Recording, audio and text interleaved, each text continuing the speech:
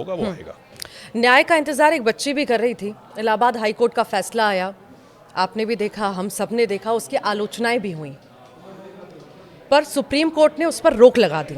जो फैसला लिया गया, इतने बड़े एडवोकेट होने के बाद जो फैसला लिया गया, क्या कहाँ तक वो हाई कोर्ट के द्वारा जो फैसला लिया गया, सुनाया गया, कहाँ तक ठीक था? देखिए, उच्चतम न्यायालय ने उस पर रोक लगाई है, निर्णय लिया है।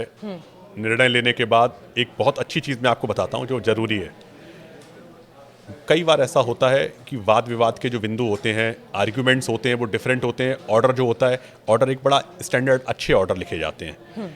हम उन चीज़ों को कोट कर देते हैं जो सवाल पूछे गए या सवाल बताए गए।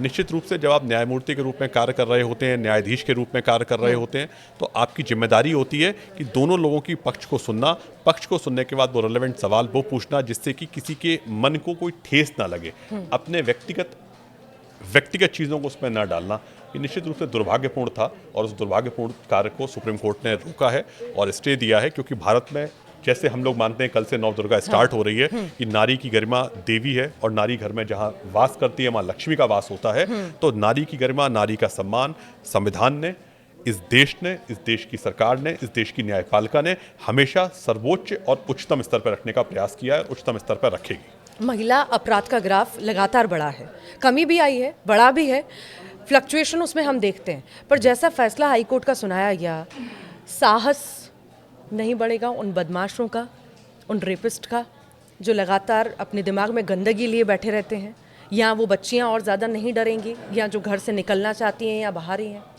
देखिए, एक बात आज आप बहुत जिम्मेदारी से समझ लीजिए।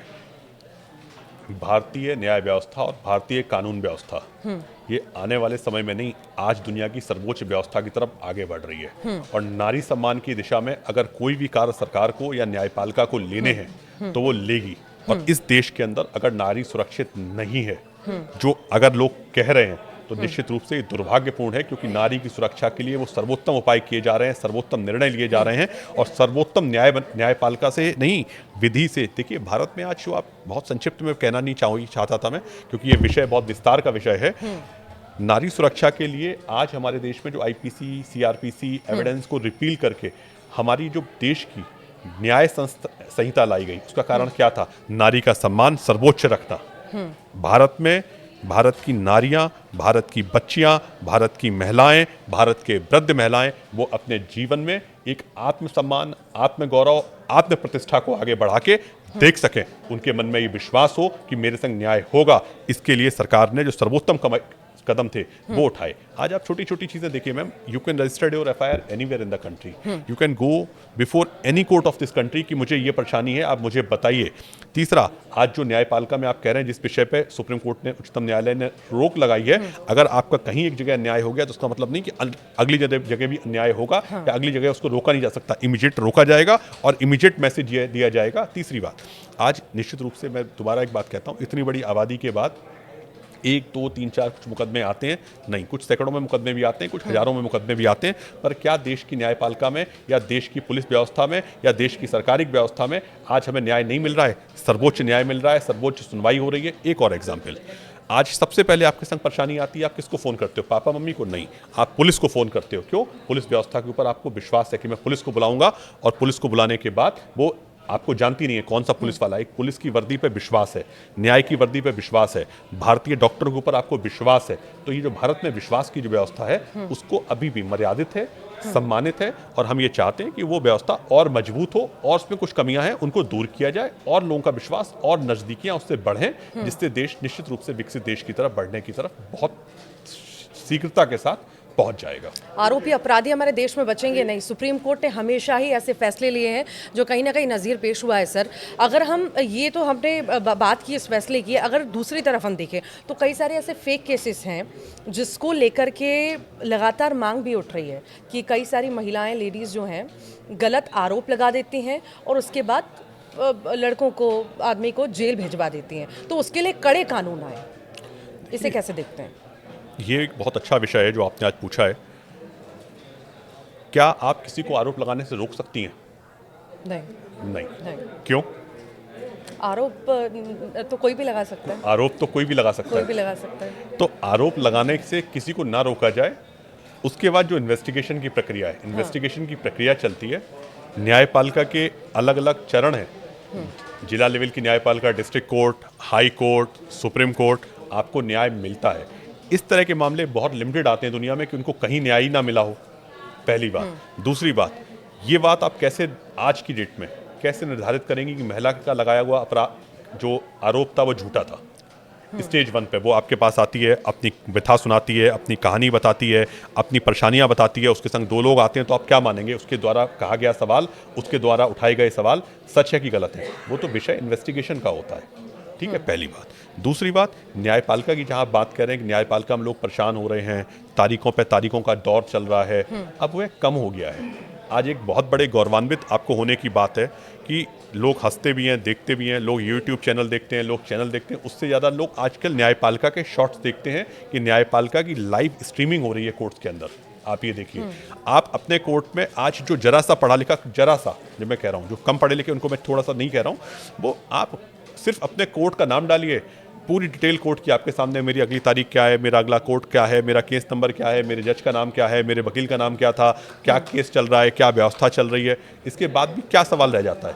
ना वकील झूठ बोल सकता है, आपने आर्ग्यू किया कोर्ट में कि नहीं किया, आप कोर्ट में हाजिर हुए कि नहीं हुए, मेरे कानूनी दस्तावेज कहाँ हैं, महिला के दस्तावेज कहाँ हैं, महिला ने क्या स्टेटमेंट दिया है, महिला का क्या ऑर्डर आया है, महिला की क्या जाँच हो रही है, सब कुछ पूछिए। नहीं, सब कुछ उपलब्ध है कहाँ? डिजिटल प्लेटफॉर्म के ऊपर। ये व्यवस्था ही तो आज मजबूत हुई है।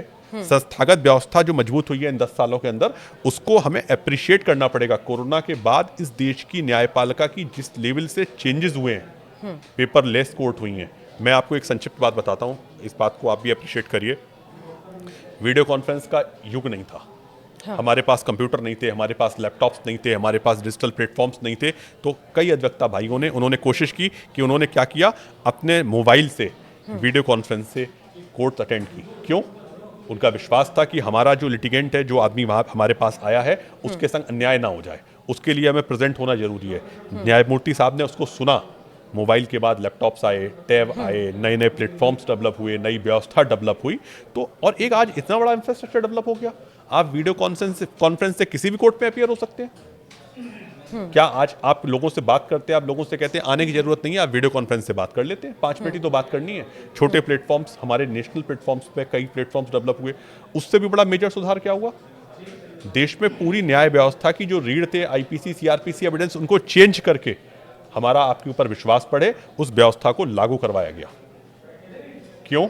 क्या वो इंफ्रास्ट्रक्चर हमारे पास था? नहीं, पर सरकार की एक दृढ़ इच्छा थी कि एक ऐसा इंफ्रास्ट्रक्चर का निर्माण हो जिससे कि हमारी व्यवस्था, हमारा कार्य और हमारे प्रति लोगों का विश्वास और बढ़े। दूसरा, जो तारीख पे तारीख का चक्कर था, जो आप बार बार कोर्ट जाती थी, जो आप थानों के चक्कर लगाती थी, अब वो बचा है। और मैं मानता हूँ 2-4 साल, अभी थोड़े समय और लगेगा, एक ऐसी व्यवस्था हमारे यहाँ बनने जा रही है जिस व्यवस्था को दबाया नहीं जा सकता। किसी की नारी हो चाहे पुरुष हो, इसको समान लिंग भेद से ऊपर उठ के उन लोगों को समान नहीं, सामान्य न्याय मिलेगा और उनको एक सम्मान मिलेगा। न्याय में देरी, और इस देरी की वजह से पूरी ज़िंदगी निकल जाती है सर। अभी हाल ही में एक केस आया था, मैं याद नहीं कर पा रही हूँ, कोई मुस्लिम युवक था, 20 साल के लगभग, 25 साल तक वो जेल में रहता है, और अब जाके पता चलता है कि वो तो कल्पित था ही नहीं। फिर मैं बात वहीं से स्टार्ट करूंगा। मुझे पता नहीं ऋतु जी, आपको देश में कोर्ट को जाने का कितना अनुभव है? मुझे तो लगभग 2 दशक हो गए हैं। लोगों का ये कहना है कि इतनी स्लो प्रक्रिया आखिर क्यों हो रही है? अब वही मैं बता रहा हूँ आपको कितना अनुभव है, क्योंकि जब हम व्यवस्थाओं को देखते हैं और पास से व्यवस्थाओं को देखते हैं, उच्चतम न्यायालय आप जाइए, चाहे इस कोने पे जाइए चाहे उस कोने पे जाइए, डिजिटल वॉच लग गई है। उसमें पता है कि भाई हमारे कितने मुकदमे 30 साल से ज़्यादा पुराने हैं, कितने मुकदमे कल लगे थे, कितने मुकदमे आज लगे थे। हाई कोर्ट में वॉच लग गई है, कितने मुकदमे पुराने थे, जो पुराने मुकदमे थे उनको तुरंत निस्तारण करने की दिशा में सरकार चलने लगी है, कोर्ट चलने लगे हैं। बड़े इन्वेस्टिगेशन एजेंसीज फटाफट हमारे कार्य कर रही हैं। क्यों काम कर रही हैं? कि भाई जल्दी न्याय मिल जाए। दूसरी बात, किसी व्यवस्था में किसी का कोई एक आरोप, एक मुकदमा नज़ीर नहीं हो सकते।